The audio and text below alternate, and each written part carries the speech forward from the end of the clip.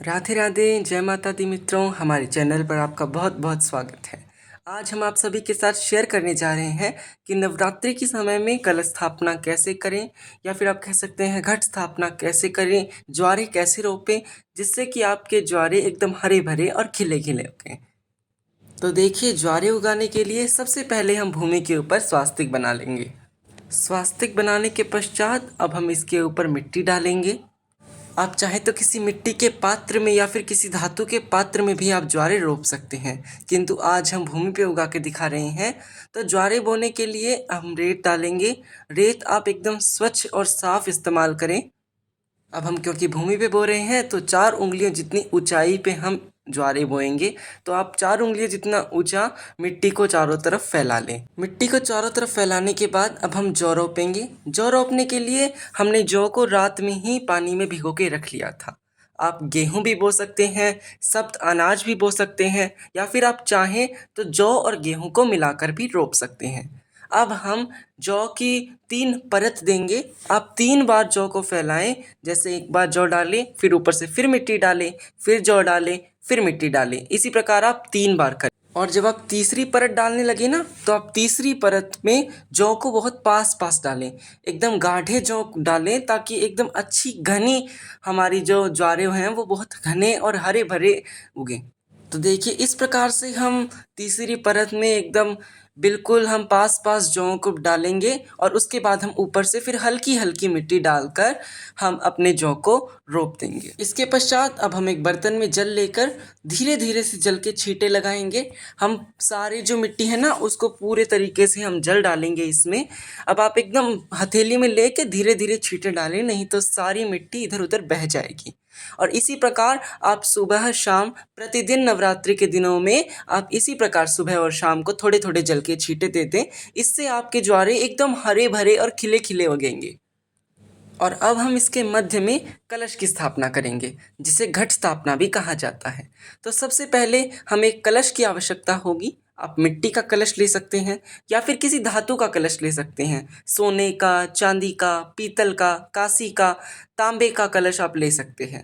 और स्टील के कलश का उपयोग हो सके तो आप ना करें। स्टील और प्लास्टिक की चीज़ों का प्रयोग पूजा में नहीं किया जाता है, तो आप स्टील के कलश का प्रयोग कलश स्थापना के समय ना करें। अब हम कलश के ऊपर सिंदूर की मदद से स्वास्तिक बना लेंगे। और अब स्वास्तिक बनाने के पश्चात हम कलश के कंठ के ऊपर 9 बिंदियां निकालेंगे, जो नव दुर्गाओं का प्रतीक है। प्रथम देवी शैलपुत्री, ब्रह्मचारिणी, चंद्रघंटा, कुष्मांडा, कात्यायनी, स्कंद माता, कालरात्रि और देवी महागौरी। इसीलिए हम नव दुर्गाओं का नाम लेते हुए कलश के कंठ पे 9 बिंदियां लगा देंगे। इसके पश्चात हम चंदन से स्वास्तिक बनाएंगे। चंदन से स्वास्तिक बनाने के पश्चात अब हम पल्लव लेंगे। पल्लव के लिए आप आम के पत्तों का प्रयोग कर सकते हैं, पीपल के पत्तों का प्रयोग कर सकते हैं, आप जामुन के पत्तों का भी प्रयोग कर सकते हैं, अशोक के पत्तों का भी प्रयोग कर सकते हैं, और पान के पत्तों का भी प्रयोग कर सकते हैं। या फिर आप इन पांचों प्रकार के एक एक पत्ते भी कलश में लगा सकते हैं। अब हमने यहाँ पर 9 आम के पत्ते लिए हैं। उनके ऊपर हम चंदन से रोली से तिलक करेंगे और उन्हें सजा लेंगे। अब हम कलश के ऊपर रखने के लिए एक ढक्कन का प्रयोग करेंगे। यदि आप धातु का कलश रख रहे हैं तो आप किसी धातु की कटोरी ले सकते हैं, और यदि मिट्टी का कलश रख रहे हैं तो मिट्टी के कलश के ऊपर ढकने का वो ढक्कन आता है ना, आप उसी का प्रयोग कर सकते हैं। अब हम कटोरी के ऊपर भी हल्दी और चंदन लगाएंगे, कुमकुम लगाएंगे, एवं इसके अंदर हम अक्षत भर लेंगे। अब आपकी मर्जी है, आप इसके अंदर चावल भरना चाहें आप चावल भर सकते हैं, आप जौ भरना चाहें आप जौ भर सकते हैं, आप 7 प्रकार का अनाज भरना चाहें आप वो भी भर सकते हैं, या फिर आप गेहूं भरना चाहें तो आप गेहूं भी भर सकते हैं। इसके पश्चात जो हमने जौ रोपे हैं ना, उनके मध्य में हम कलश को स्थापित करने के लिए थोड़ा स्थान बना लेंगे। आप एकदम अच्छे से कलश के लिए स्थान बना लें और वहाँ पे कलश को विराजमान करें। कलश को विराजमान करते समय आप मुख से किसी भी मंत्र का जाप कर सकते हैं, या फिर आप ओम श्री वरुण देवताभ्यो नमः का जाप करते हुए कलश को विराजमान करें।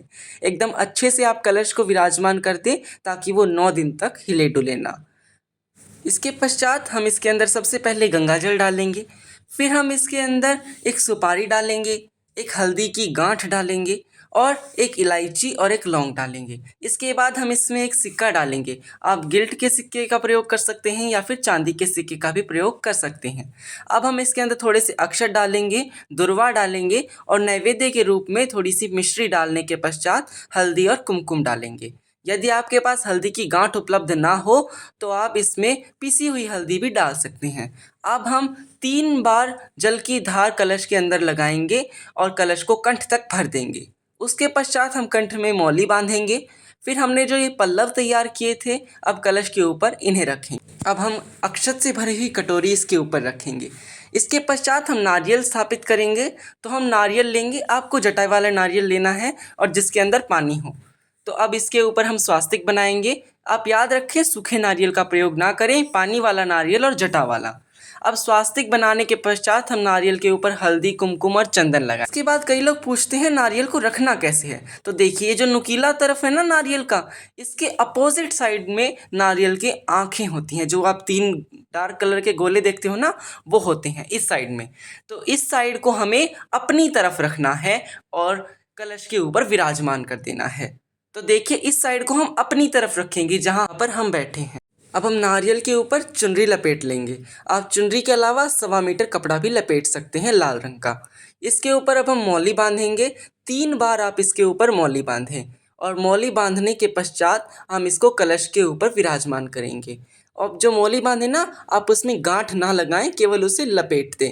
इसके बाद जैसे हमने बताया था ना, जिस तरफ नारियल की आँखें होती हैं उस तरफ के हिस्से को हम अपनी ओर करके कलश के ऊपर विराजमान कर देंगे। देखिए, कुछ इस प्रकार से। और कलश के ऊपर जब हम नारियल विराजमान कर लेते हैं तो एक बार आप अच्छे से नारियल को कलश के ऊपर सेट कर लें, ताकि वो 9 दिन तक इधर उधर हिले ना, आपको उसके गिरने का डर ना रहे। तो इस प्रकार से हम नवरात्रि के अंदर कलश की स्थापना कर सकते हैं। ये एकदम सरल और साधारण विधि है जिसे हम गृहस्थी में रहकर नवरात्रि में प्रयोग में ला सकते हैं। नवरात्रि में कलश के पूजन का एक विशेष महत्व होता है। कलश को देवियों का स्वरूप माना गया है एवं कलश के अंदर सभी देवी देवताओं का वास भी कहा गया है। इसीलिए नवरात्रि में कलश का पूजन किया जाता है। तो आप भी ज़रूर कलश की स्थापना नवरात्रि में करें और देवी की पूजा अर्चना अवश्य करें। और अगर आपको हमारा वीडियो अच्छा लगा हो तो हमारे चैनल को लाइक, शेयर और सब्सक्राइब ज़रूर करें। और वीडियो को अंत तक देखने के लिए धन्यवाद। राधे राधे।